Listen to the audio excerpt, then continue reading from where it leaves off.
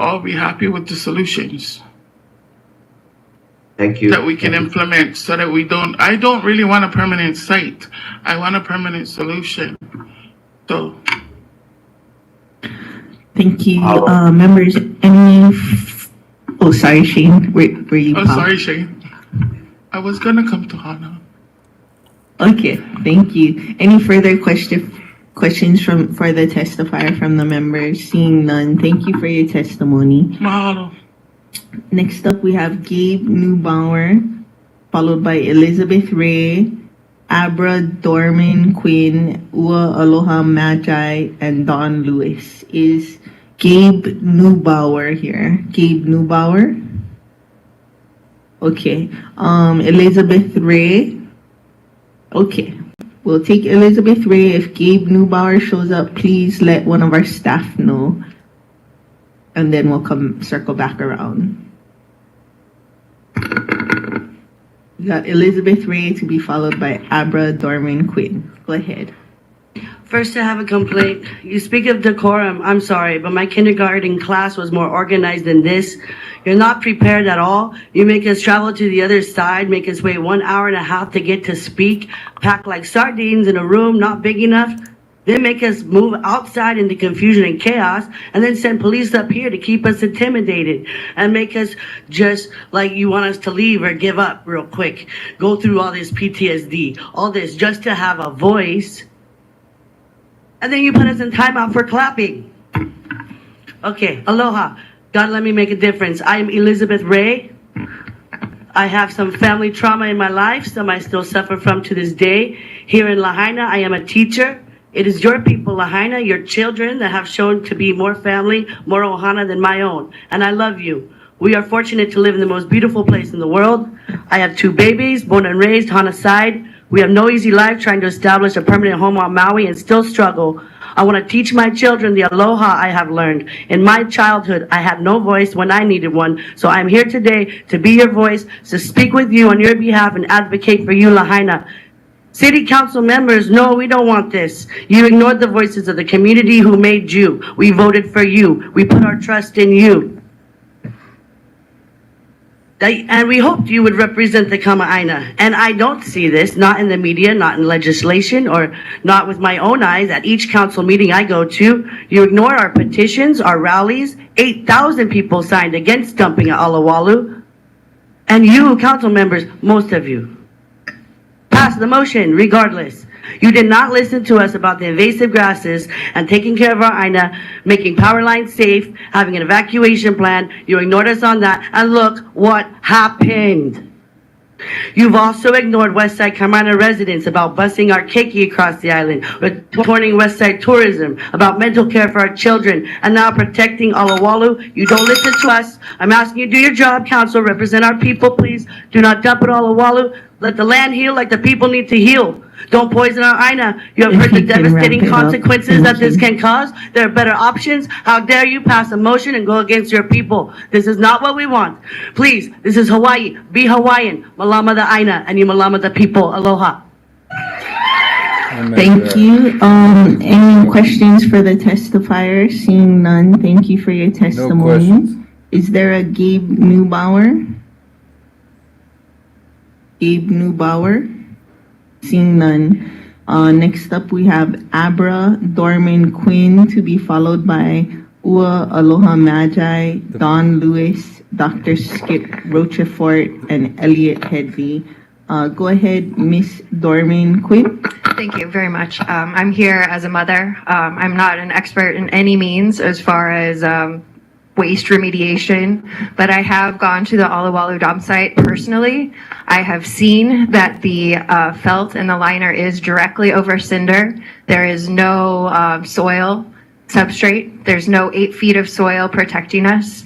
And from what I'm hearing is that this is a temporary site. We don't need a temporary site. We need a permanent solution. And if it takes 3 extra months to create that solution, I think that it's in the best interest of not only ourselves, but our children. These are my children here, and they understand the issue. They understand that dumping in Olowalu is going to create 2 disasters instead of just one. We need to encapsulate things in Lahaina. There's no reason why we couldn't use shipping containers, burritos in Lahaina and take care of it all in one spot instead of smearing it across the island and allowing it to go directly into our ocean resources. The Olowalu site is a site for manta rays. It is a site for humpback whales, and the aquifer runs directly into the ocean. It will leak. It will leak quickly, and we will all suffer for it. This is a time that we should be proud of our decisions. I notice that you aren't looking at me right now, but we can be proud of our decisions. We can be proud of you guys by making the right decision, and that is to take our time and to do it correctly. There's no reason why we cannot listen to the scientists and become an example for the entire world. Amen. And with that, my son Wiley wanted to say something. Hey, buddy. Usually some people go to the beach so they can, like, do things, what's this? Is it stressful? Oh my gosh. Okay, this is weird. Okay. You were talking about the beach. And so if we put all the ashes from Lahaina onto the island and it'll leak into the ocean, it will poison lots of people. My 7-year-old understands this. Just saying. Thank you. Just saying. Thank you. Members, any questions for the testifier? Oh, yeah, Seeing lots of none, questions, thank you I'm for your sure. testimony. Next up, we have Aloha Magi, to be followed by Don Lewis, to be followed by Dr. Skip Rochefort, to be followed by Elliot Headley. Aloha, and I appreciate the opportunity that we can actually talk to you guys the first time, because the truth is, I live Lahaina Luna, I'm one of the last, regular little schools, so we have thousands of children living in my area, and we're already in a contaminated space that, we're getting windy days I watch the dust clouds come up my house. I wouldn't wish that on any other moku. We live in it already. We could easily do a better job at the beginning. It'll take a little bit longer, but we have to protect another moku. We cannot go and make a choice to bomb another moku out of existence, which I'm sorry, but there's an ancient time, Kalolopa, who was slaughtered by Simon Metcalf. He slaughtered the most Hawaiians ever with cannon fire along the shoreline there. This will be the second worst one or the first worst. You're going to kill more people than he did if you start dropping toxic chemical waste into a pu'u with more than just one star. There's actually formation around it and a rock formation. There's double layers of archaeology up there to not respect the kupuna on that. And that was Hanai to the Kahuis raised in the village. And I teach kids about Aloha Aina in that moku to this day. I've got 1.2 million hours of volunteers came up there to a space, and we go teach people about Malama Aina from all over the world. And we're going to show them we're making one choice. And if you guys make the choice, this is on you guys. To the day you mock it, you're going to be thinking, oh, you can drop that bomb on Olowalu. It's a choice. We got to do it in Lahaina. I live there. I'm going to deal with it every day. We're already there. The ocean over there got compromised. To say that it's going to more compromise it is not a fact. If it rains, it's going to do it. Deal with it. Keep it there. It'll cut the time frame. No travel, no transit. You could, like he's talking about shipping containers, things like that. Dig a hole. There's plenty spaces in Lahaina. Keep it in Lahaina, please. I'll deal with it every day to bring it to the Aramoku and totally despoil in a special place. I know where the currents go. The currents aren't hitting us in Olowalu yet. I go in the water a lot. You can go look. No more pala in the water. It's crystal clear. And if you guys do them, I promise, this is like the worst choice you can ever make in our lifetimes. And like I said, I teach history there. Mount Lehigh, they talk about no rainfall down there. Yeah, sure, and the banks don't work, but that's the foothills of a subtropical wetland, marsh, halim, many names out there, Mauna Halavai. But the truth is, if you do that, the foothills down there, you go put your feet in the water, in the sand below the surf spot there. Cold in the rocks, it's cold in the sand. That's all brackish, beautiful brackish springs coming straight down, flowing full blast 24/7. And if you put contaminants into one pu'u, that's gonna go straight in. I could go over there, put your finger, put a pencil in that stuff. It's gonna go right through. You drop 1 ton or 400,000 tons on there, big pukas, straight to the pu'u, straight into our water, the underground aquifers. Please don't poison our keikis, keiki. One of my 2 daughters already moved way to mainland for survive, and cannot see that for rest. to see the Olowalu village. Every tourist, every visitor, anyone going West Maui gotta pass by that, a couple hundred feet away, a couple hundred yards, whatever. Drive through that. Every Jeep gonna catch a mouthful of ash in the hurricane winds. I slept up in the valley last night, 50-mile-an-hour winds all night, howling. Please don't do that to us. Amen. Thank you, members. How about a question? Any questions for the testifiers? Seeing none, thank you for your testimony. Next up, we have Don Lewis to be followed by Dr. Skip Rochefort, Elliot Headley, Shelby Billionaire, Kevin Dwit, and then the last four digits, 5990. Go ahead, Miss Lewis. Aloha. Can you hear me? Yes. Okay. I have to read because I am getting too nervous. This isn't about people making people wrong. It's about truthful, honest, and factual evaluation of where we are in our belief system. If you cannot serve us in difficult times, what good are they? Why is there never enough time to do it right the first time, but always enough time to do it over? Part of the problem is that by doing it right, you are solving tomorrow's unseen problems today. This results in spending extra time that doesn't result in any immediate visible progress. Anything worth doing is worth doing right the first time. In the end, you should always do the right thing, even if it's hard. Rushing through a task can lead to mistakes, which then require additional time to correct. This is a blue zone. This issue will change Maui forever. I gave my sweat to save Honolulu Bay. I helped clean up Lapola Point. I joined Coral Reef Alliance and Maui Cultural Lands, clean up Honokowai Valley. What about the sea level rise? We all see the king tides coming over the road. And Ukumene is known for the gusty winds that blow from the uplands out to the sea. And a little story when Lizzy's son Kalea was 4, he asked Grandpa Ed that question. It was a question no one had asked before. This was the answer he received. Why is it important? It's important because it's who we are. It's the very foundation. If we lose these things, then who are we? We become just voices in the wind. If we lose the cultural sites, then there's no story left to tell. There's no foundation for people to grow upon. You can't see it, you can't feel it or smell it. You would just have to read it in a book. Thank you. Members, questions for the testifiers? Seeing none, thank you for your testimony. Next up, we have Dr. Skip Rochefort, followed by Elliot Headley, followed by Shelby Billionaire, Kevin Dwit, last four digits 5990, then 4543. There a Dr. Skip Rochefort? Oh, he's on. Hi, thank you. Thank you. I think I'm the first Blue Jeans person, so hopefully, can you hear me okay? Yes, Yep. we can hear you loud and clear. Okay. Thank you. Great. Okay. So my name's Skip Rochefort. I'm a faculty member in the School of Chemical, Biological, and Environmental Engineering at Oregon State University.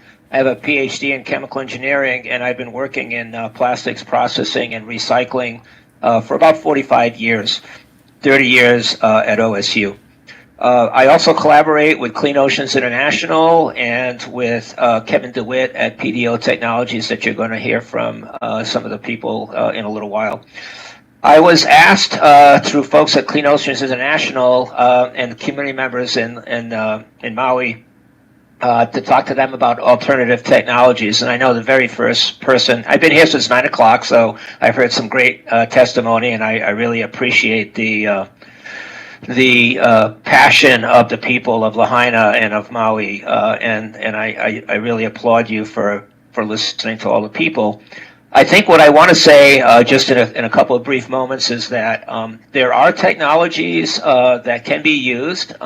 Sure, time is of the essence, and I think it's important. The burrito and shipping container for the immediate solution, I think, is a great idea. It's going to keep it out of the environment as long as possible, and then we can take those containers and look at alternative technologies which do exist: gasification, pyrolysis, conversion of ashes to cement. All of these technologies do exist, and I think it's really important that said you don't jump to the easiest thing, which is to put it in a hole. I know they've done that in California. They've done it in Oregon. They have these giant toxic pits now, and nobody's looking at the longer solution. We've been working in bioremediation for many years of toxic waste sites, and they've been 30, 40 years in the making. So, and I'll be brief. I'll finish up. So I just want to, reiterate what a lot of people have always said that the quick solution, the first thing you can do is to contain these things with the burritos and the containers, and the second thing is to consider all of the technologies. And I just want to end with this point: if you do this right, okay, if you look at, for instance, a waste energy complex at the site, whatever site you choose, you will be a model for the islands. You will be a model for the future, and your kids and their kids will be very happy that you helped to create an energy efficient solution to waste on the Hawaiian Islands. And I think that's a really important thing to look at, not just tomorrow, not just this month, but what does this do for the future? Many people have been talking about the future for the kids, and I think this is really important to look at these alternative technologies and become a model. If you come out of the ashes like the Phoenix, you'll be well worth it. Thank you very much. Thank you, Mr. Rochefort. Any questions from the testifiers? Member Cook. Thank you for your testimony. My clarifying question is regarding the bioremediation. Is there, can you buy the stuff? If it's not experimental, can you buy it? Is it something that the technology is transferable information and replicatable now? Dr. Rochefort, did you hear the question? Oh, shoot. Dr. Rochefort, are you still there? Okay, we do have bioremediation resources on the call. Okay. Oh, Paele, not muted. Thank you.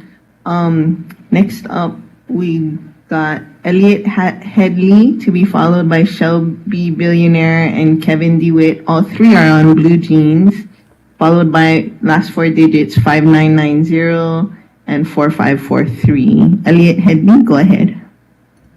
Hello, members of the council and the community. Can you hear me okay? Yes. Great. Thank you so much for the opportunity to testify today. I will make this brief as I reiterate what many other people have said today. My name is Elliot Headley, and I have a master's degree in climate science and policy from Scripps Institution of Oceanography.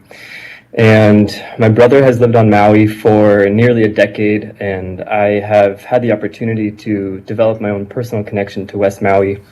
Though I am observing this from afar, I want to express my heartfelt concern, and as well as my acknowledgement and respect and solidarity for the people of Lahaina, that this has to be a rapid solution, that there needs to be something done very quickly. And I understand that. I can't know what it's like to be in Lahaina right now, but I know something needs to happen quickly. I am also the board of directors member with Clean Oceans International, and I am familiar with other alternative solutions that will be a solution long term. I see pyrolysis, I see bioremediation, biochar as all possible solutions. There are a multitude. However, I understand that something needs to happen very quickly. And so I have recently been in touch with other members who have testified, and I see the burrito wrapping inside of a shipping container as a more viable solution rather than putting the material at the Olowalu site. I see putting the material at the Olowalu site as a temporary solution that will create a permanent problem that will need further remediation, more funding, and impacts that will yet to be seen for the communities in the reef around that area. I understand that this might create a further need to come together and talk, and there might be some resistance to that due to the need for this to happen quickly. So I will just echo what others have said, that the shipping container solution, keeping it maybe closer for the time being so that future possible solutions can be explored, hopefully quickly. Thank you for the opportunity to speak today, and respectfully, thank you. Thank you. Hang on, yeah. Members, any questions for the testifier? I had one clarifying question. What was it that you're an oceanographer, you said? I have a master's degree from Scripps Institution of Oceanography in climate science and policy. And in particular, I have been able to study water pollution from that. And I do recognize that it's an institution with colonial roots, but it gives me enough to know that I'm concerned for the site at Olowalu. The site is on top of very porous material. And I do believe that the 80 millimeter might hold for a while, but I think that a leak is inevitable. And not being an expert, I can just say that that's what I feel. Thank you. I wanted to clarify on what you were saying was your credentials, and then your suggestion about the burrito wrap in a container. That's because as it is on the ground, anytime the water reaches it, whether it's from rain or a hose, that leachate is going into the ocean, and that's not good either. Clarifying, that's why your answer would be burrito wrap it and then put it in a shipping container. Yes, I think that though the material is on the site now and needs to be dealt with, I believe that the process in transporting it, and I recognize that if water were able to enter the shipping container, I think there might be able to be more precautions that could be taken to prevent water from getting into a shipping container rather than on top of a coarse, rough cinder, such as the site at Olowalu. So to answer your question, I'd say that yes, that is possible, that could be further contamination, but I think it could be a better solution than to transport it into the site at Olowalu. Good idea. Thank you. Councilmember Rollins Fernandez has a question for you as well. Mahalo, Chair. Aloha, Mr. Headley. So the idea of shipping containers, a 40-foot shipping container holds about 29 tons of material. And so with 400,000 tons, that would be 13,800 shipping containers. Wrong metric. Did you do the math on that, and was that like what you kind of came out with? It's the wrong metric. I'd seen a different number from something, a separate a separate community member had put forward, and I am not an expert in this, so I do understand that there would be a lot of logistical challenges, and for those in Lahaina, then where to put those shipping containers is also a big challenge. So I would like to acknowledge that this is not a good solution either, and coming from someone as the outside, I recognize that that's not something I can easily say, yes, this is what we should do, but I see the implications that might happen at Olowalu, the potential contamination, and I think that that risk is too great. And once again, respectfully, from an outside perspective, this is my input. Thank you. Mahalo, Mr. Headley. Mahalo, Chair. Thank you. Any further questions for the testifier? Seeing none, thank you for your testimony. At this point in the proceedings, I have been informed that there are less than 20 people still on the lawn, and there seems to be 20 seats open. So if folks would like to come up, we can. So just to clarify, they've said it's 400,000 yards. A shipping container holds 40 yards, so it would be 10,000 shipping containers. Just to be clear. versus 40,000 semi-truckloads. Okay, whoever's speaking, we're putting testifiers that want to be on the list Right now, it's Shelby Billionaire's turn, to be followed by Kevin Dwit, to be followed by the last four digits 5990, then 4543, then 6783. Go ahead, Shelby. Aloha everyone from Waianae. I'm getting you guys from Blue Jeans all the way in Waianae. Want to support Eddie Garcia. Of course, we oppose this project. We did look it over. There was a Google data fact sheet that's been going out to the social media. I'm not sure if you guys saw it, but I can send it for everyone who's on the Blue Jeans stuff through the chat, because not only was I there, but also filmed for Olowalu TV, and we produced what you guys aren't seeing. Eddie Garcia is a great farmer with regenerative farming, and the benefits right now at Olowalu is his homestead building project. He already has 20-foot container homes he can get for $3,000, 40-foot containers he can get for $6,000, and he's willing to put this on a trailer with a backwater toilet, off-the-grid water solar power system, and give it to any of the families who have survived the fires for free, and also show him how to farm too. He's already doing this right now through his own 501c3 local nonprofit. The news really isn't talking about it, but I filmed it all. It's on YouTube. And I made those videos over the holiday weekend, and I can show you the whole process. It took over about 3 months of filming, and it's a 2-hour interview. It also includes the recent Olowalu protests, because they're protectors, not protesters. We want to make sure we use the words clarify to clear everything. And I can send everyone who's on the Blue Jeans the YouTube link right now, because I just sent it right now to you guys who are online. So sorry if you guys are inside in the county council. I know it sucks with parking, trying to get everything across. You got 3 minutes. But luckily, Eddie is the expert here with all that stuff. It is in the Google fact sheet. There's the Olowalu toxic dump sheet. We're talking about the heiau, because it's temples. And if people cannot speak our language, meaning Olelo Hawaii, for example, if you say keikis or kapunas, you add an S in our language, there's no S in Olelo Hawaii. You're literally illiterate. So I can tell who's really smart about this akamai and who's really trying to blow smoke up our okole puka.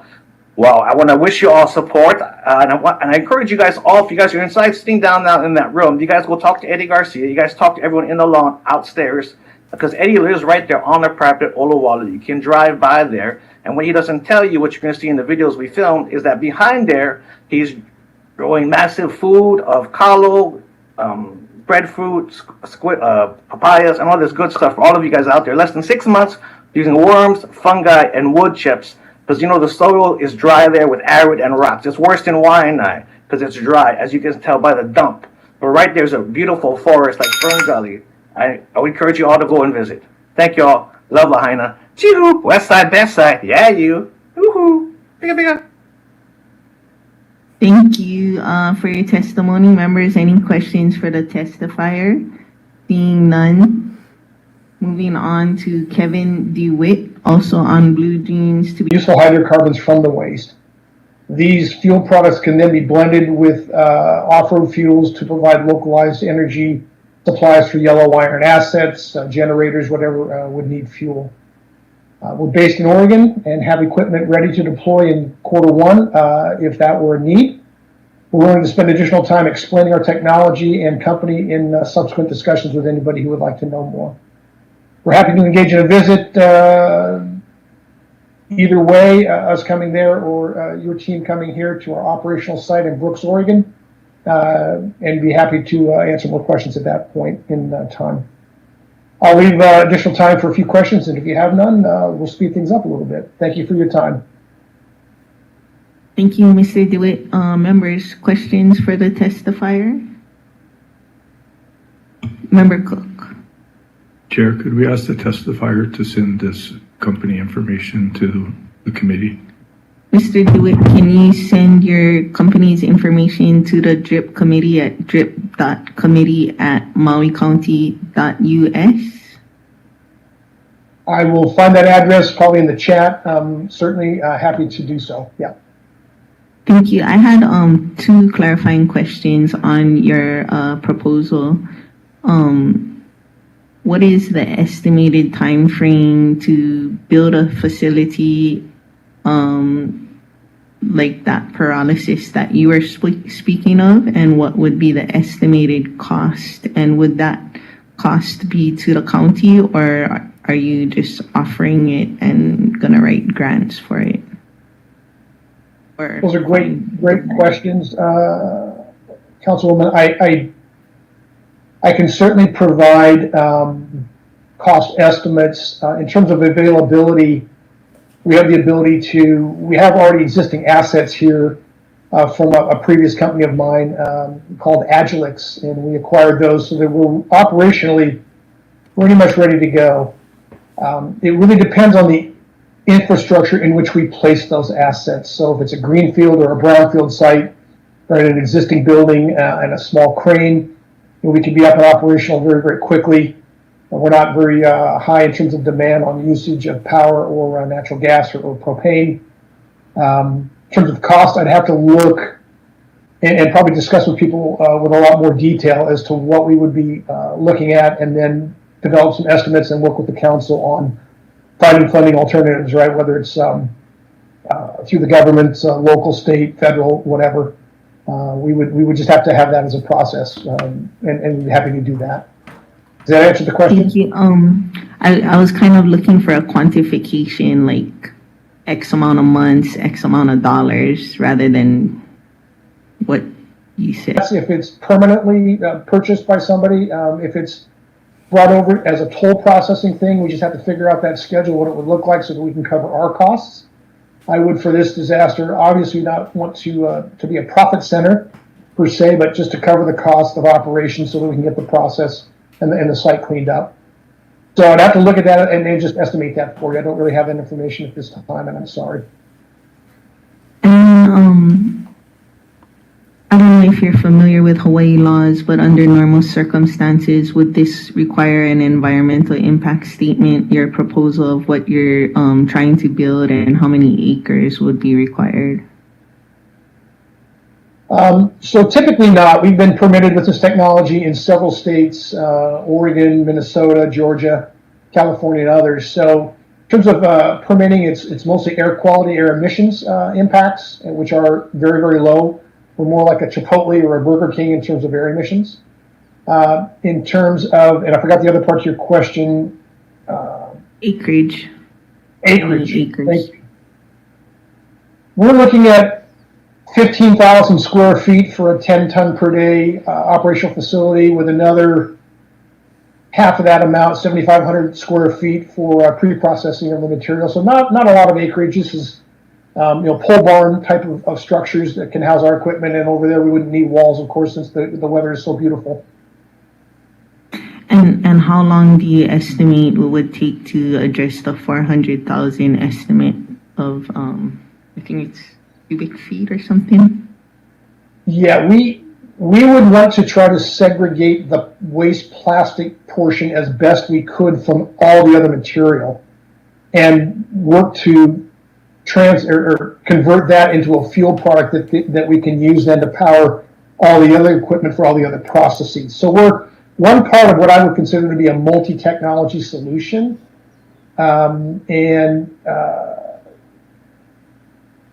that's so we're limited in what we can do. We'd have to look at the tonnage of plastic, not the overall tonnage. We don't want to put ash and metal and other debris through our process if we're going to get no extractable hydrocarbons out of it. It wouldn't be a waste of effort on everybody's part. So we have to look at segregation. Does that answer the question? Yes, thank you. Okay. Oh, Member Rollins Fernandez has a few clarifying questions for you.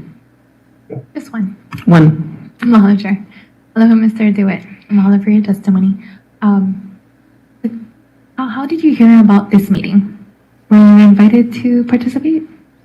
Yeah, I work with Skip Rochefort at Oregon State, who I'm an alum of the school, as well as Clean Oceans International, and we actually talked with somebody there a few weeks ago on I think right before Christmas on that weekend, and worked really hard to put together as good a data set in terms of information as we could to present to the council. And we're just hoping to be part of the solution and not be part of any ongoing problem. Mahalo, Mr. Dwit. Mahalo, Excuse Chair. me, people in the audience, can you please stop yelling things out during the proceedings and spontaneously clapping? That would be much appreciated. Thank you. Sorry, Member Rollins Fernandez, are you finished? I am. Mahalo, Chair. Thank you.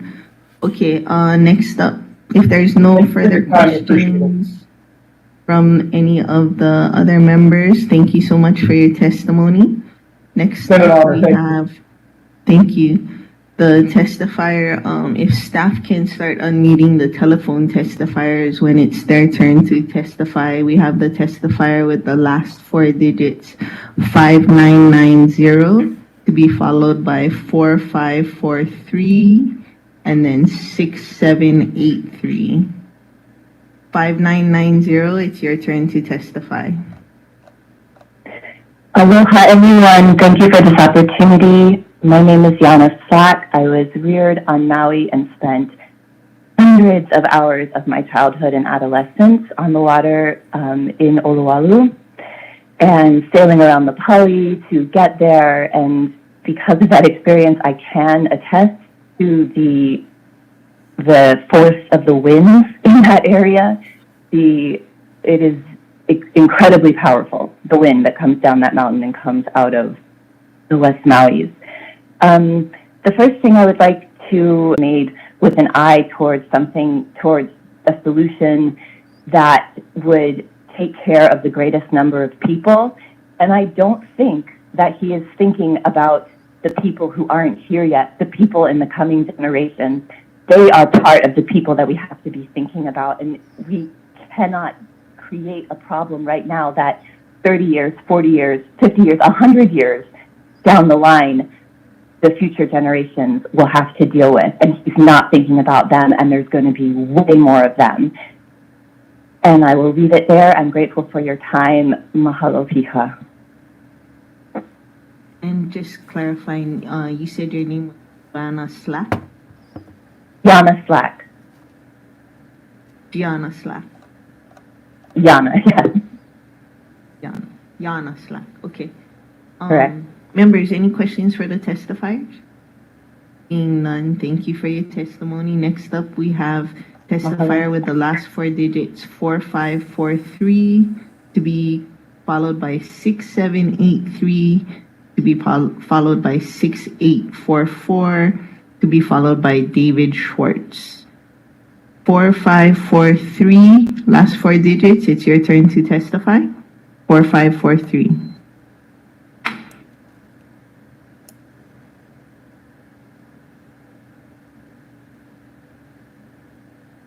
Okay. 6783, are you there? 6783, last four digits. I apologize for any confusion. I do not have any testimony. Thank you. Thank you so much for responding. I really appreciate that, so I'm not keep saying your numbers. Next up, we have 6844. Testifier with the last four digits, 6844. It's your turn to testify if you want to. Yes, I would like to testify. Hi, I'm a 32, almost 33-year resident of Lahaina. My house on Baby Beach did burn down. I had an animal refuge that we lost 10 animals, saved 18, and ran for our lives. I saw the fire. I saw how it started. Everything that was told in 2018 was not followed. To move, now I have to go through that.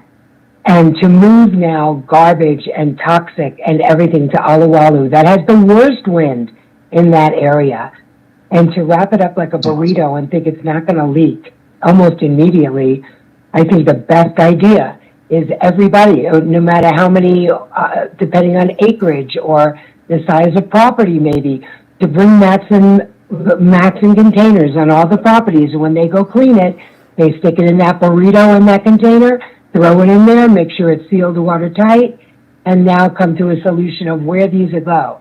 At least they can stand and not have to worry about it. And then bury them. People bury these containers for bomb shelters. But to just think you can put dirt and then tell us that it's not going to leak, or the best is to say it's temporary. That is like saying that the sun's going to come up at 10 at night. It is not going to happen. It costs more money, more lawsuits for people that'll say, I can't breathe. It's ruining my eyes, all sorts of stuff. My daughter has leukemia, all sorts of things. Who knows? Who knows? We all don't know. We do know that it will leak in the Aina. We do know it will go into the ocean, ruin the coral, ruin a paradise the way they say it is. And I mean, it's not sustainable now. We don't have enough water on that island. There's not enough water for the people that live there right now without Lahaina. Without Lahaina. People can't live, and now they have to breathe in toxins. You have to come up with another solution. You can't just say, oh, by the way, let's have a meeting and tell you all what we're going to do. Mm-hmm. That is not fair. You have to let us know what is a plan and give solutions, not just tell us what you're going to do. I hope you really think of the containers with the burritos in the containers. I really hope you do. Well said. Think of our future. Agreed. Aloha. Makes sense. Aloha, thank you. Did you intend to testify anonymously, or would you like to let us know your name? Oh, yeah. My name is Terry Lawrence.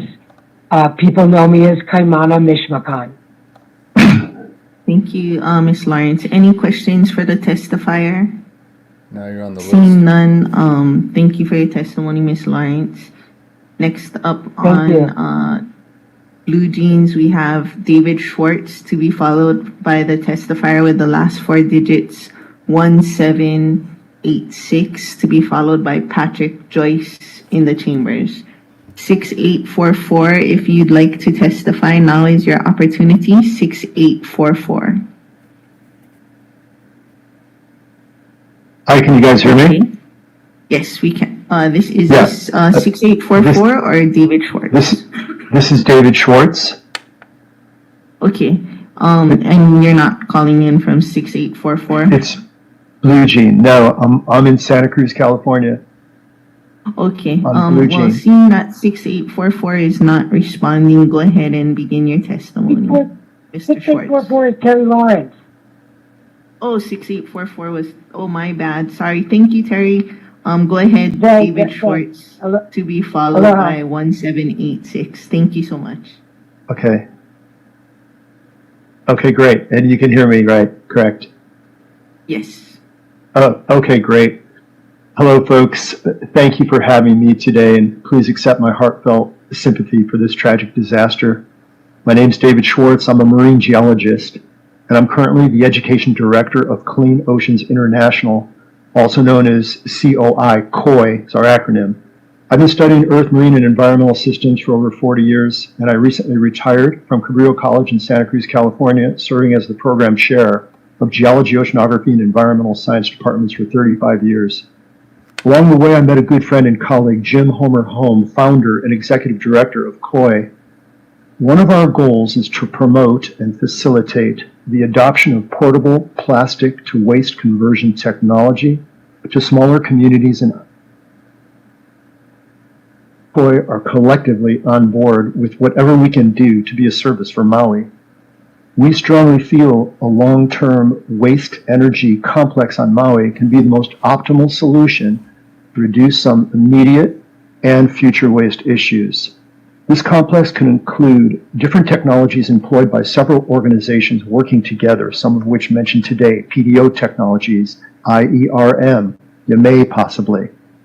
As a geologist, I want to express apprehension, with all due respect, regarding the viability of landfilling waste as a sustainable, long-term solution on Maui. I understand there's a robust plan for the temporary debris storage site, but I still worry about the 100% effectiveness of the geotech and the other liners planned for the temporary site and how long that site will be in operation. What I've seen, the permanent plant site has significant challenges due to topography. Landfills in general have a well-documented history of leaching hazardous chemicals into groundwater systems, and in the context of Maui, my concern is that contaminated groundwater may eventually intermingle with seawater and the nearby world-renowned sacred Olowalu reef system. I also want to strongly recommend that the delegation of Maui decision makers visit one of COI's partners, PDO Technologies in Brooks, Oregon. You just heard from Kevin Dwit. I recently did, and it was well worth my time. Their innovative machines, with the potential of deployment on Maui, are capable of converting plastic into diesel additive.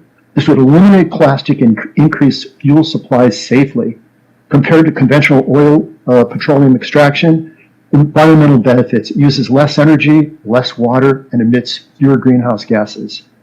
I'll conclude by reiterating saying that our envisioned waste energy complex has the potential to provide Maui with a remarkable short and long-term opportunity. These technologies could play an important role in reducing debris from the Lahaina fire, as well as make steps towards a more sustainable waste disposal and energy plan for decades to come. Maui can showcase to island nations worldwide a superior approach to waste and energy management. I urge you to take more time to look into some of these options. And thank you for your time. I hope to meet many of you soon. Thank you, Mr. Schwarz. Members, any questions for the testifier? Seeing none, thank you for your testimony. Next up, we have those, excuse me.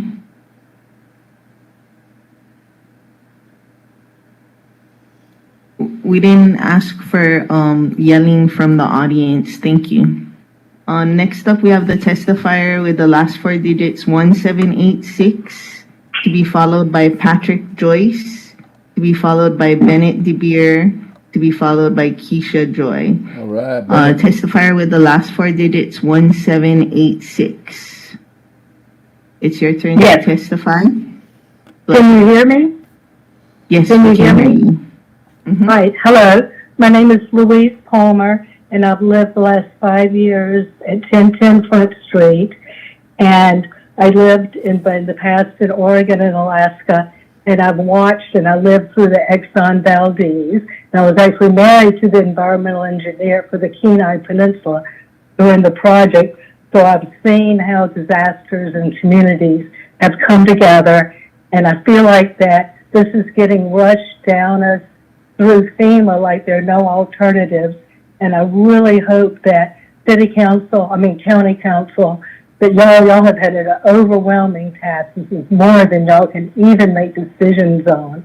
That if we can take the time to have a round table, like everybody pretty much has said today, looking at alternatives to find some of the best solutions. And I support the temporary idea of putting burritos in containers for now. And I'm against the Olowalu place for the temporary site, like everybody else seems to be. And with so many people in the community opposing this and not wanting to rush it, it's a sign that the county council really needs to slow down in this decision making. And it would be really cool if we could do some very progressive ideas for solutions and be a global example on how to do it right. And thank you so much for your time. Thank you, Ms. Palmer. Next up, is there any questions for the testifier? Seeing none, thank you for your testimony. Next, we have Patrick Joyce, to be followed by Bennett Deir, to be followed by Kesha Joy, to be followed by Mera Rose, and then Beverly Buckley. Aloha. Aloha. Everybody hear me? Yes. So we're told to trust the government. They're here to help. It's the same government that was warned about the potential threat to Lahaina from the fires and didn't do anything about it. Can I get a show of hands as to how many people in here have faith in the government? Nobody. I suspect that she would. Yes. Okay. So I'm not here. I'm not a professional or a marine biologist, or I'm just a regular guy. Okay. But what I do know about is integrity. All right. C.S. Lewis said integrity is doing the right thing when no one is looking. The Old Testament book of Proverbs 10:9 says, whoever walks in integrity walks securely, but whoever takes a crooked path will be found out. All right. I spoke last week at the event in Alowalu. The decision has been made. It's over. It's done. Mr. Garcia, it's a done deal. All right. got to be stopped. As I said, Helen Keller and Stevie Wonder in Olowalu last week could see that this is the worst possible place to put this stuff. All right? Why are we, what is going on here? Again, I'm just a simple guy, but I can see it. All right? And Helen Keller and Stevie Wonder can see it. I don't understand it. I have much more to say, but because of the time limit, I'm going to cut it down, and I'll just leave you with this. In today's world, what we create is limited to what is allowed, where we can stand, where we can sit, who we can applaud for, etc., etc. Sadly, we are no longer a free people. We are manipulated by the elites for their best interests. Government used to serve us. Are they serving us now? No. The politicians, government officials, legacy media, and social media platforms are not working for the working class. They are doing the bidding of the elites. They are bought and paid for. Not all, but most. Mr. Johnson and the other council member who voted against this get my full appreciation, support, respect, and admiration. We need more people like that. You need more people like that. Amen. I can leave here today. I'm not from Maui. I can move anywhere in the world. Integrity is the only thing we will leave this earth with. Material gains, the houses, estates, cars, jewelry, and all the other materialistic things, accomplishments that any of us make during our terrestrial experience here will be gone the minute we take our last breath. When we wake up in the next dimension, wherever you think that is, the only thing we're going to have with us is our integrity. And our integrity is our resume. All right? When we leave here today, we all need to go work on our resumes. Some, a lot more than others, but all of us do. Thank you for your testimony. Members, any questions for the testifier? Seeing none, thank you. Next up, we got Bennett Deir to be followed by Kesha Joy, Mera Rose, Beverly Buckley, and then Joceline Costa. All right, Bennett, go. Hey, my council, Mr. Mayor, my name is Bennett Deir, concerned Maui resident, testifying on Bill 2, parenthesis 13. First, I'd like to give a shout out to Bruce Douglas downstairs, the guy that put up the tent and the TVs for everyone down there. There's like 30 to 50 people downstairs that are watching this, so thanks, Bruce Douglas, for doing that. Second thing I'd like to ask Mr. Mayor, I know your office, 9th floor, has been sealed off for almost 50 days or maybe over 50 days, and I'm just wondering when you're going to unseal the 9th floor for the public to have 100% unfettered access to their mayor. My next one is, I would love to see general attendant town hall meetings with you, Mr. Mayor, with the public, just general attendance town meetings where we can interact without testifying and no back and forth. So I would love to see those town hall meetings. I've been here on this microphone September and a few other times, have gotten no response or anything. I've left email, phone number, all that. So we'd love to see our public town hall meetings with our mayor, and we'd like to get the 9th floor office open. So that'd be great. To address the Olowalu debris site, sitting here right now, as we sit here, there's full-blown construction prepping the site for about a few days since after Christmas. So that's happening right now. There's bulldozers, there's construction work, prepping the site. Along HP Alani, they're getting it all ready. So I don't know if it goes on or it doesn't, whether we like it or not. I know that you have the final call, Mr. Mayor. You said that on video a few weeks back. I saw that, which is fine. You're our mayor. So I'm not sure what's going on, because unless you can guarantee 100% that that plastic liner is not going to puncture, we all know what happens when it leaches into that ground and then it goes out into that ocean. We all know what happens. And whether it works or not, that will be your legacy, Mr. Mayor. That will be your legacy. I hope to God it works. But if it doesn't work, what kind of meetings are we going to be having then? Right? It's going to be a reactive situation. We got to be proactive. And I stand here today in opposition, and I do not support the Olowalu temporary debris site. Thanks. Amen. Good job, Bennett. Thank you. Next up, we have Kesha Joy to be followed by Mera Rose, Beverly Buckley, Joceline Costa, Nancy McGee, Kyle Turner, Moala Makini. Aloha, my name is Kesha Joy, former education director of Maui Ocean Center, Pacific Well Foundation, and been a resident for 20 years. And I've been in this room many times, and I know many of you council members, and I know your hearts. And tomorrow I want to thank you for posting the things that you have for the community. I've been very busy essentially packing up my home and moving to a tiny little studio so that I can give my home to the residents that are displaced in Lahaina, and I currently have a family now living there safely. And so it is a huge priority to remove this ash, not only for the people, but also for,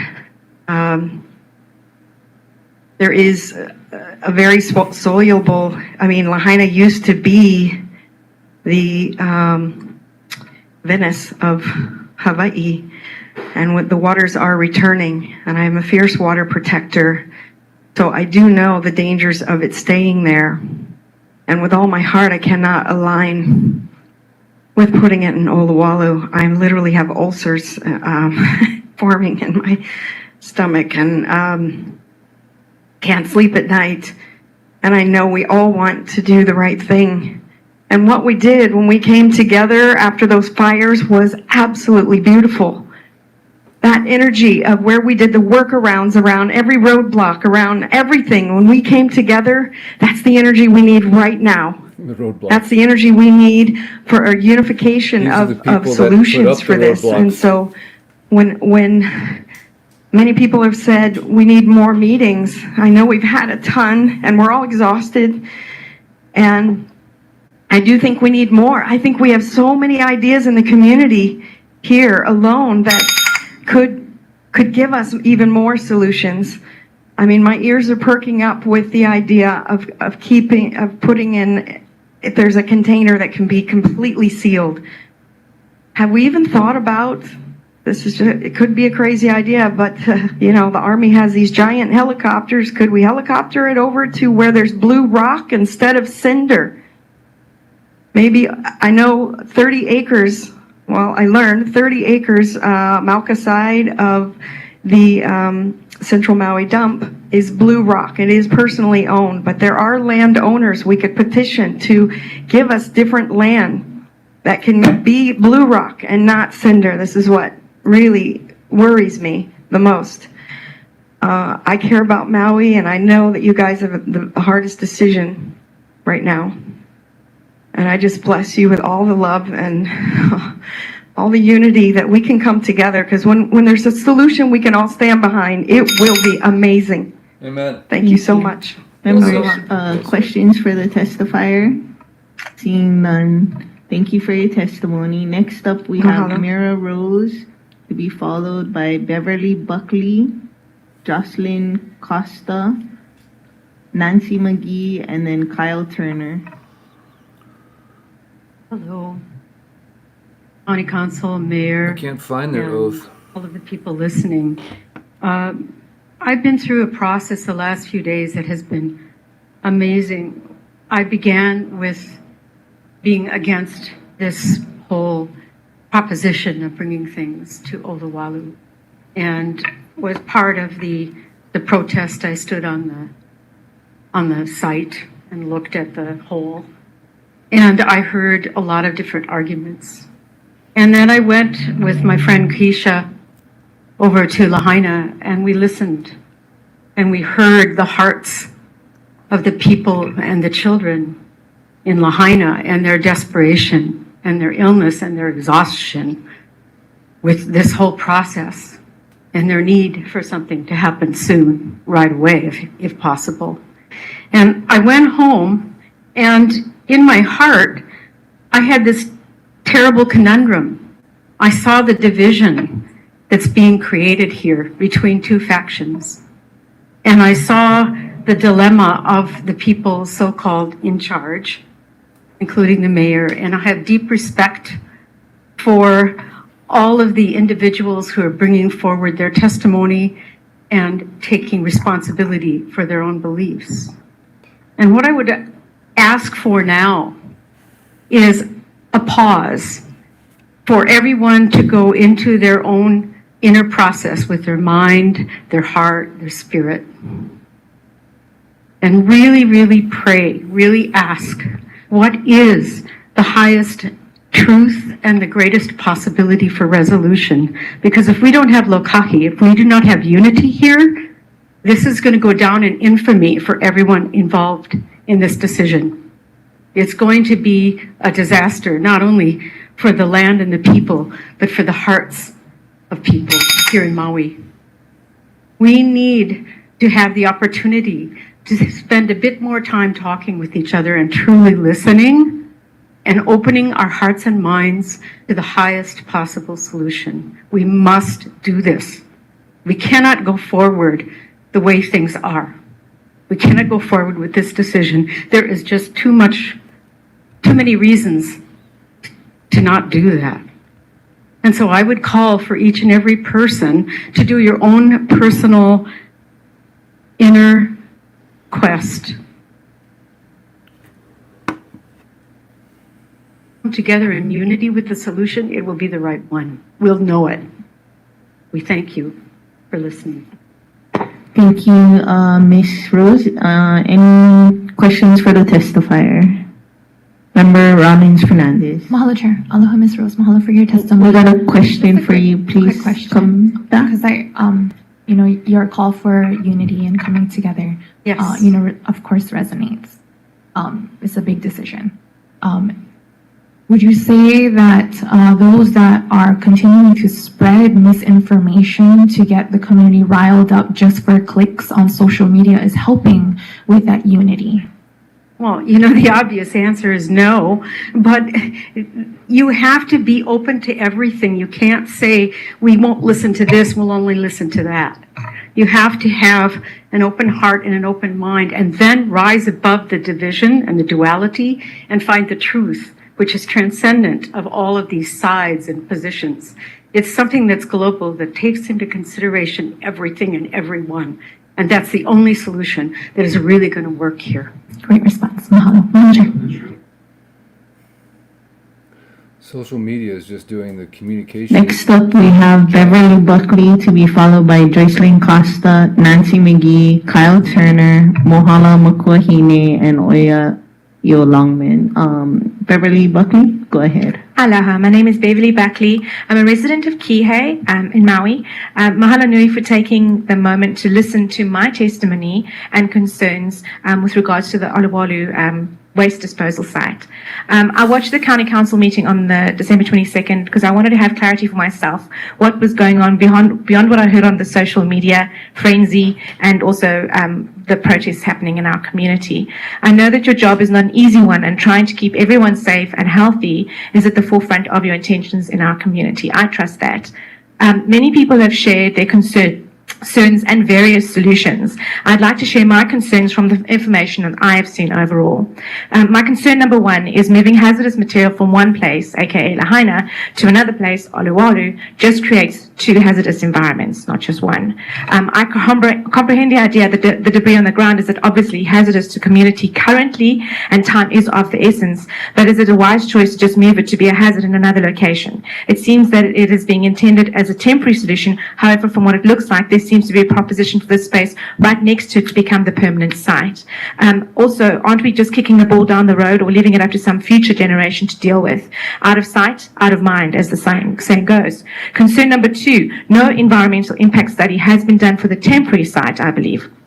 Yes, this does take time, but I'm sure you can all agree that at very least there needs to be an environmental impact study done on the Olowalu site before it's moved, even if it is a temporary site. I know that was mentioned, as long as it doesn't get water damage, it will be okay and not to pose a threat. However, isn't that part of what's got us into this mess in the first place? The unpredictability of the weather and what possible hurricane or storm could bring with it. We all know Olowalu is extremely windy too. Do we really need a possible threat of toxic landslide or hazardous debris seeping through the porous earth and into the groundwater system in Oahu? We already know that this could threaten the the mother, sorry, I'm getting a bit, okay, so mothery, thank you. Then the third thing is, why hasn't the bioremediation taken place sooner? It would have mitigated a lot of the current hazards as it is. I really appreciate Ms. Hartman brought about, she was one of the experts forward in the meetings. Even if it does take a little bit more time to treat the affected debris to make it less harmful, this sounds like a viable solution. Firstly, you'll make the debris less harmful where it currently is in Lahaina, also being wherever it'll be transported, it'll be temporarily stored, whichever permanent site that is, it'll be much safer there as well. All in all, I really feel that the bioremediation, from everything that I've heard, needs to be incorporated into this process of the debris removal, whatever is decided, before it's relocated. And much more clear message of what's going on needs to be shared with the community, because I think it's just a matter of miscommunication which is making the distrust happen there. And even if it's not agreed upon from the corporate council that will be effective as to what they believe according to their expertise, the general consensus among the community and myself is it can't hurt the situation and probably make it better. Thank you. Buckley. Members, questions for the testifier? Seeing none, thank you for your testimony.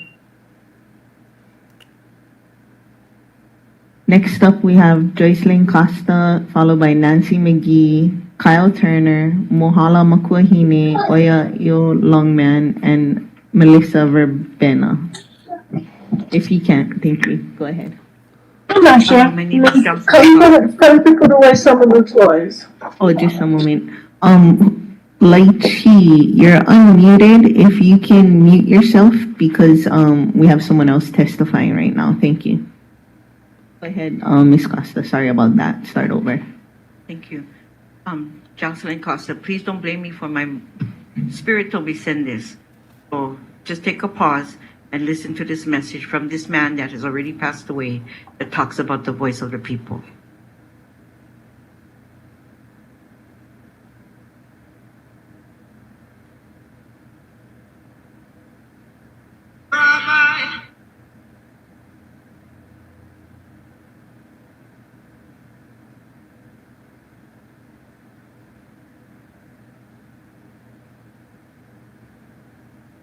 Not too sure what's going on.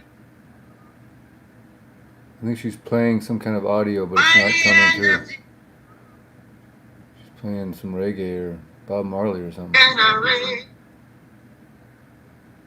I am thankfully, won't you help to sing these songs of freedom? 'Cause all I ever had, redemption songs. Emancipate yourselves from mental slavery, none but ourselves. Have no fear for atomic energy. How long shall they kill our prophets while we? Some say it's just a part of it. We've got to fulfill the book. Won't you help to sing These songs of freedom?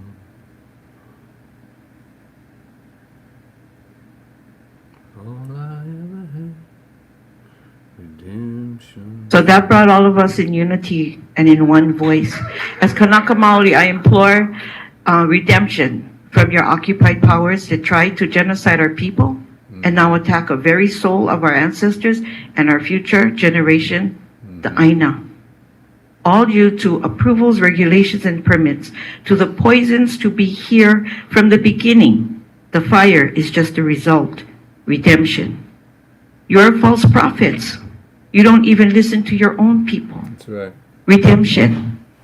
You are all instructed the true history of Hawaii. Forgiveness is for your ransom. Ours is redemption. It is not unlawful to be lawful. Emancipate your minds. Akua never stops sleeping, never goes to sleep. I've been listening to all of these rhetorics for almost a year now for Haleakala.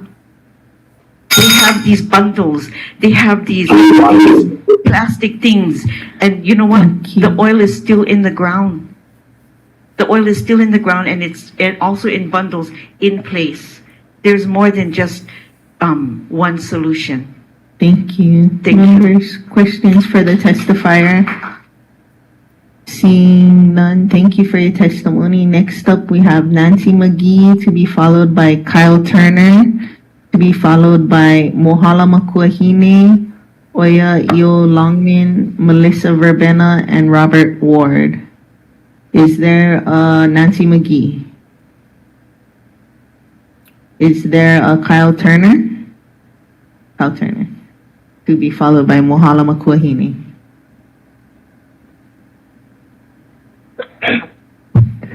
Hello and good day, Mayor Bisson and elected members of the County Council. Thank you for being here. But please remember that you are elected to be here and you work for us. Amen. Thank you to everyone who showed up to support and testify. I may be wrong, but I haven't heard any testimony in support of the proposal, so I hope you're listening. I would also like to remember the lives lost in the disaster and the lives still with us that are turned upside down. My name is Kyle Turner. I've been a renter resident of Olowalu for the past 21 years. I'm a business owner of a business that survived in the middle of the burn zone in Lahaina. As a Lahaina business owner, we need to have the debris from the burn zone removed as soon as possible.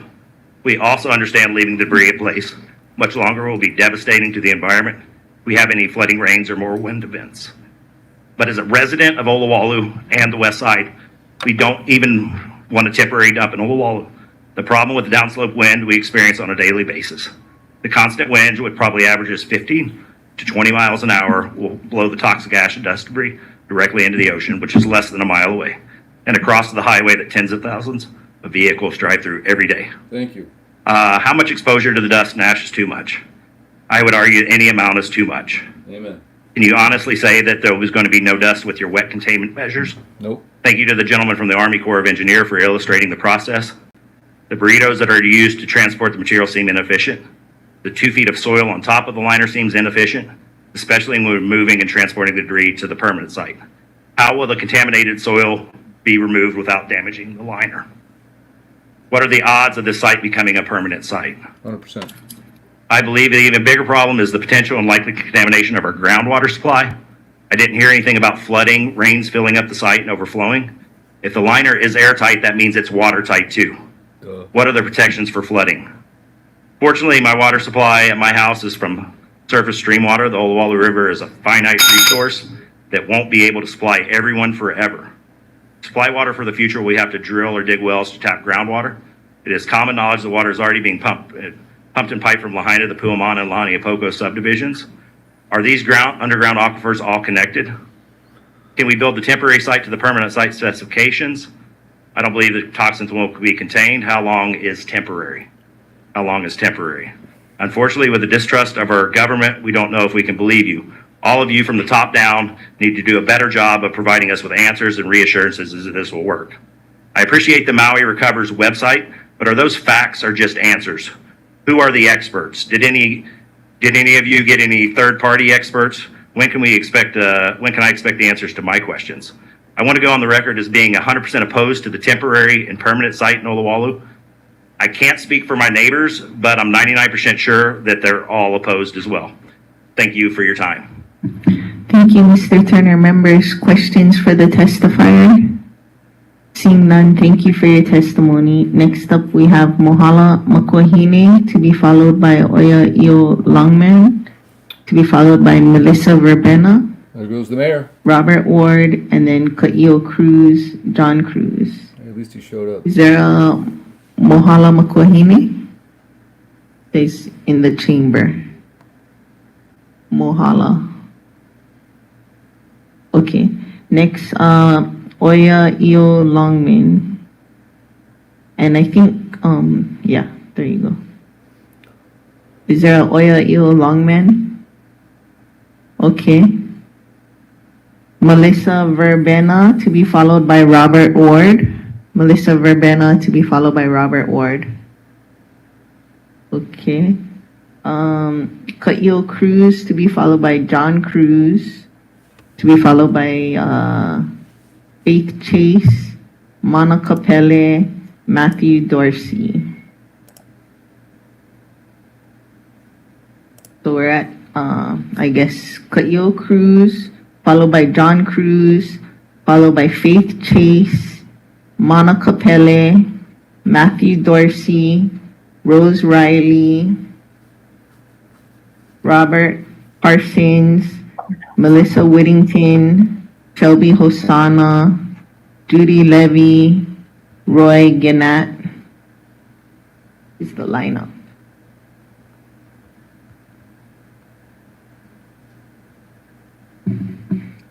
Aloha. Aloha. Nice to see you all again. She's awesome. It's unfortunate that we're at this point. I'm here testifying once again as a direct lineal descendant of Ohanas from Olowalu in opposition of the temporary site and extremely concerned and wanting to bring awareness to the violations to our cultural rights for the desecration that has already occurred and asking for a stop to be put to it. There's been a lot said today, and I have deep respect for all aspects, even down to the point of Koho'olave being brought up. My father, Liko Martin, was one of the forefathers of that Renaissance and started Aloha Aina.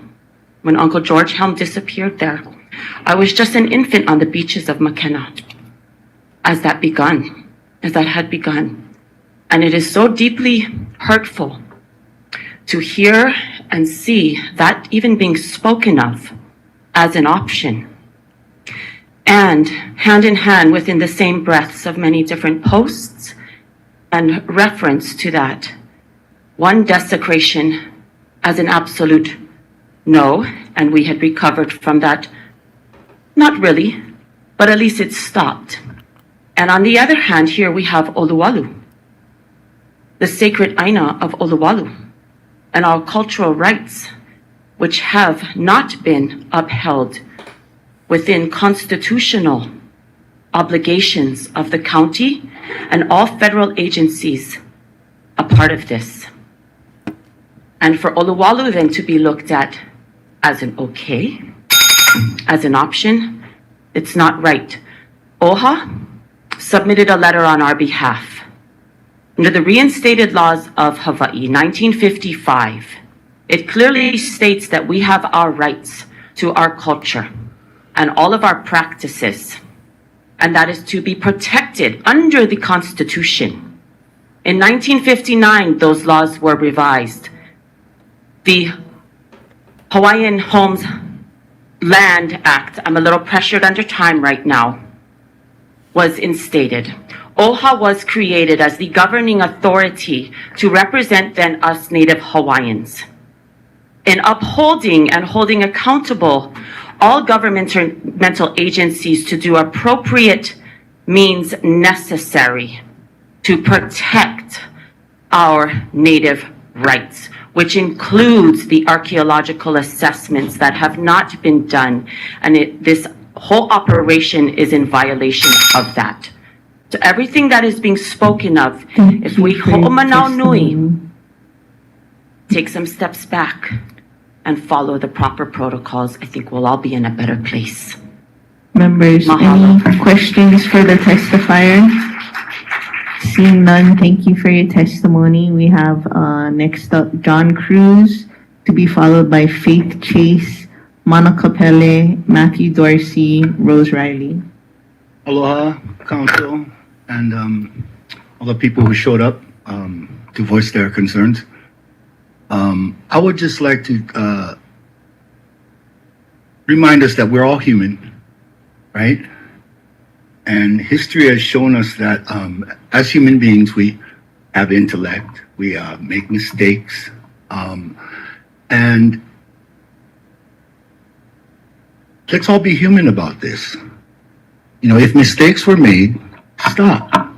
You know, it doesn't make you bad person to make mistakes. We all make mistakes. You know, we all get rushed into decisions, you know, that we regret later. You know, when they only affect us or our immediate family, it hurts, yes. But when they affect generations to come and people, communities, it's a lot bigger mistake, yeah? And as human beings, I hope that we can remember our humanity, all of us, yeah? And remember our humanity and move forward with that thought, with that feeling for each other and for the place that we live in. Thank you. Thank you. Members, any questions for the testifier?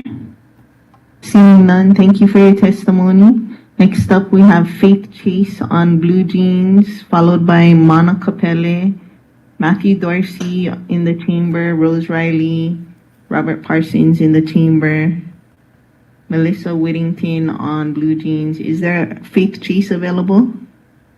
Oh, Aloha, yes, Chair. I see. Aloha Chair, Aloha Sorry, Council go ahead. members. First of all, always just express my sincere sympathy for the families in Lahaina and Kula for your loss. You should always be the ones making the decisions for the area where you live.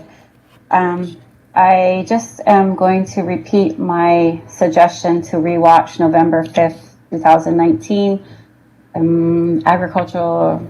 Environmental Agricultural Cultural Preservation Committee meeting where Dr. Albert Ratner, professor of mechanical engineer from University of Iowa or Iowa Technology Institute, presented your body with a downdraft gasification solution.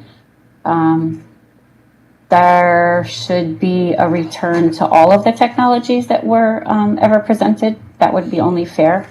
I know there was more than just his. I just want to say I'm in gratitude to Mr. Dwit from PDO Technologies. I'm anxious to hear more. I think that maybe a good step would be at one point we had a Maui wastewater community work group. While I didn't actually, I wasn't really part of that. I see that the community's participation sort of warrants something of the same, where you can gather the intellect and those who are committed to, weekly meetings, what have you, to follow this subject would be important. And particularly because when it comes to purchasing technology that will be used past this disaster time, that's where the nitty-gritty conversations are had, and maybe it deserves representation from the cost of government, an auditor, what have you. Yeah, we need a forum for the community to continue to provide their input. And I just want to caution. I'll wrap it up. I just want to caution. I went to the Olowalu meeting in the temporary disposition meeting in Lahaina, and nobody wants to make a mistake. I guess we're past the time where people can admit when they're wrong, but I would just really caution our administration leaders and department heads in making broad stroke statements. It's obvious this is a sensitive issue and people want to give their input, so just be careful and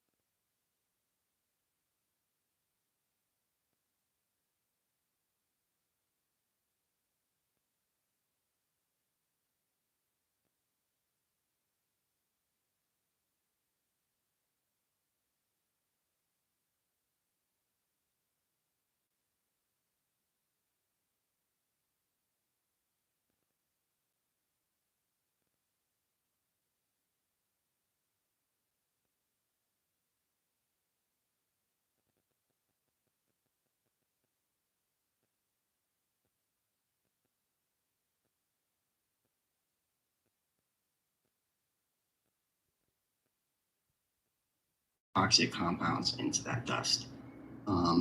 It's my understanding that the proposed plan is to wrap the materials in a plastic liner before bringing it to Olowalu, but I've seen plastics deteriorate in a matter of weeks due to the sun exposure. And I heard the Army Corps of Engineers himself say, if it breaks, we'll fix it. So that doesn't really, it's not really reassuring. Sounds like I'm running out of time here. So another factor that is also extremely concerning is the flooding that happens, and the proposed dump site sits on top of a water table. And when it rains heavily, that water table, which is right, the gully, which is right now dry, turns into a river, a waterfall, and all that flows directly into the ocean. And everything that I've seen of the temporary site does not convince me that that water will not carry some of these pollutants into our ocean. I'll just wrap up. I believe that moving this waste to Olowalu, even with a temporary site, will have untold consequences to the environment, the community, and our future generations. So I ask that you guys reconsider your decision on this temporary site and halt all actions immediately. Thank you. Thank you, members. Questions for the testifier? Seeing none, thank you for your testimony. We got Rose Riley to be followed by Robert Parsons, Melissa Whittington, Shelby Hosana, Judy Levy, Roy Gannat, followed by 1829. Go ahead. Aloha, my name is Rose Riley. I want to start off by saying that Japan considers it archaic to bury their trash. They consider it to be a very low level because it does pollute the groundwater. I would also like to say that my friend's site of family, historical, sacred land, there's so many sites that there have already been desecrated. So it is completely unacceptable to dump those things in Olowalu. You do not have permission from the proper people, and the laws state that they should be protected. The environmental concerns are glaring, and keeping the stuff in Lahaina has already been many solutions as to do that properly. So to protect the kids is to do so in a right way. I was able to walk and talk in sentences before I was a year old. I had my first past life memory when I was 3. By the time I was 7, I realized that this society that the United States comes from does not have the capacity to communicate properly. They do not have the capacity for logical conclusions, to be able to take things from the problem stage into a viable solution in the right ways, in the right times. We're looking at egregious crimes against humanity, especially in these islands for the last 130 years. So what we're looking at is the need to not force the community that is already traumatized, because this government did not take the necessary precautions to protect them. After 15 years of going to water meetings and listening to kupuna all over this island, I know more about how these watersheds work than these governments seem to. Coming up and arguing with us, taking us to the Supreme Court about the obvious leaching of these injection wells. 77% of the water is in private hands in Lahaina. No wonder it burned down. So the things that are being brought up today are not things to be brushed to the side because they're inconvenient, not things to be put into these pathetic plans of things that do not work. I have another minute. That it is unacceptable to not have logical progression of thought. Logic is a class at the college, everyone can take it, and there are math equations that determine the viability of arguments and solutions. Thank you. Thank you. Members, questions for the testifier?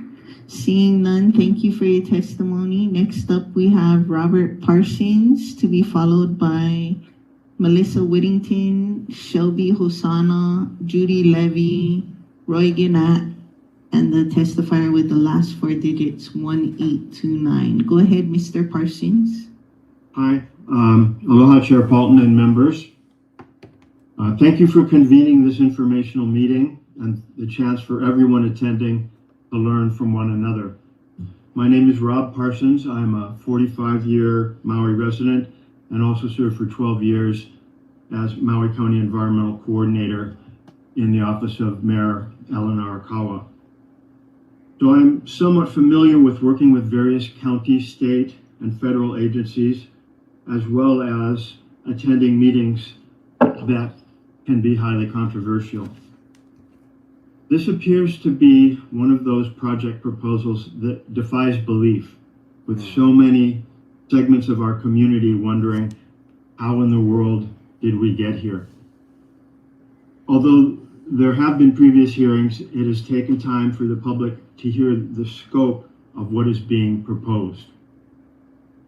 I agree with many others who have stated previously and today that all site work should cease and desist while viable and more environmentally sensible solutions may be explored and vetted. There have been several plausible alternatives offered today, including on-site bioremediation, compost and microbial options, gasification, and other sites for such a facility. It has been noted that those with expertise in compliance with federal environmental laws and practices may not have even considered these options. Let me tell you about my friend's property in Kula, one of 20 properties in Kulilani Drive and elsewhere that burned down on August 8th.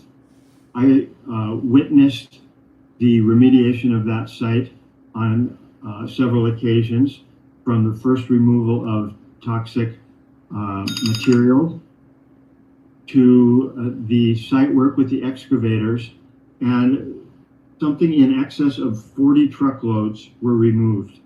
About half of those were burrito wrapped. Others were dealt with differently because it was different materials. After all of that, after about a week, it started late and ran late, and even after all their work, soil sampling was done, revealing heavy metals.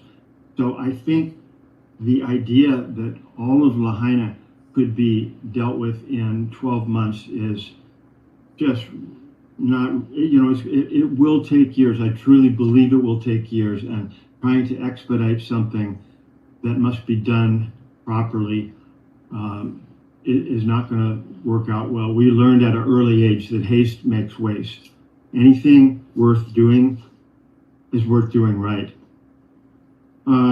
During my time in the mayor's office, I participated in voyages with DLNR. Thank you for your testimony, Mr. Parsons. One minute. Members, any, that was your time.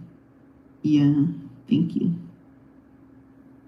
Members, any questions for the testifier?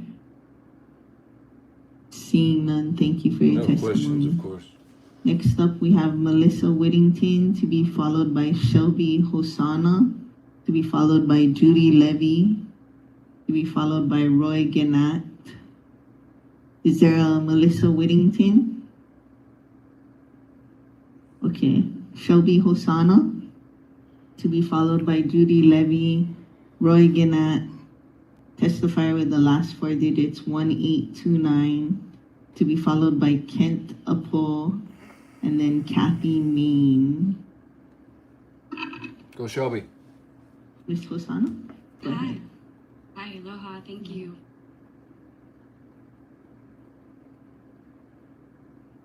I am a resident here of this beautiful island, and my mom barely escaped the fire, which is obviously why I have grave concern. But, I've had grave concern here since the beginning, watching this tragedy unfold and the atrocities in which it have been handled. So for us to now take Olowalu as a new solution is just leaving a battle at the feet of our children. But, there's no reason that if the federal government can literally steal Hawaii, that they cannot also pay for it to be appropriately handled. So I don't understand why Maui County isn't asking for appropriate funds from our perfect government, from the federal government. But honestly, I just want to say that I really do believe that if you move it to Olowalu, this is just premeditated murder. So I would like to know who will be held responsible in the future for all of the people that you poison. Will it be you? Will it be you, or will it be Bisson? We know he's missing, but it doesn't seem to matter to any of you. So who will be responsible for the murder of all these people? You haven't taken accountability for it yet. And also, since you guys don't care, I'll just say for any homeowners here, Lahaina homeowners, if you lost your home, we are actually working on a criminal indictment to hold all of you responsible for your nefarious actions and the evil that you've committed. So if you're interested in joining this criminal investigation against these people who are responsible, feel free to find me. I would be happy to help you with getting the appropriate assistance with that. Justice for Lahaina, and shame on all of you. Thank you so much. Thank you for your testimony. Next up, we have, members, any questions for the testifier? Seeing none. Next up, we have Judy Levy, to be followed by Roy Gannat, to be followed by 1829. Hello, my name is Judy Levy. I'm a 15-year resident of Haiku. I'm so sorry, our mayor just couldn't take any more and left, but I did get to hold the sign up that I made last night that said, Mayor Bisson, I'm so sad that you lied. He spoke with me before the election and promised me that I was looking at the person who cared the most about Maui for all these years.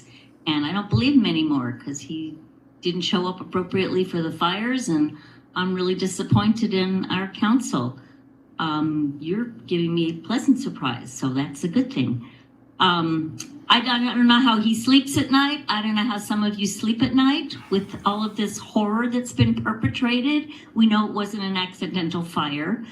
And no, we're not going to allow a smart city. And no, we're not going to allow these globalists to just come take our island. I'm so grateful there were several hundred of us here that didn't work today so we could come, like Shelby said, have the illusion of democracy. I don't know if it's working or not. I'm a 76-year-old tutu, and I am fighting for my grandchildren because I want them to live in a free country, to continue to.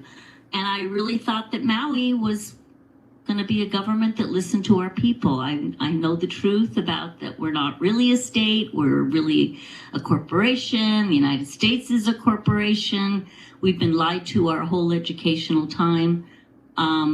We really need to wake up. We have in the Constitution, the fourth department of our country is people's grand juries, and that when our elected officials have abused their power or broken their oath to the people, we the people have tools to